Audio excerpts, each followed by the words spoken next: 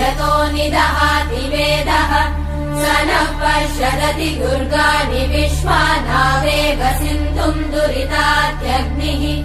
तामग्निवर्णाम् तपसा ज्वलन्तीम् भैरोचनीम् कर्मफलेषु जुष्टाम् दुर्गाम् देवीगुम् शरणमहम् प्रपद्ये सुतरसि तरसे नमः अग्ने त्वम् पारयानव्यो अस्मान् स्वस्तिभिरति दुर्गाणि विश्वाः पूष्य पृथ्वी बहुला न उर्वी भवातोकायतनयाय संयोः विश्वानि नो दुर्गः जातवेदः सिन्धुन्न नावादुरिदातिवर्षि अग्ने अत्रिवन्मनसा गृणानो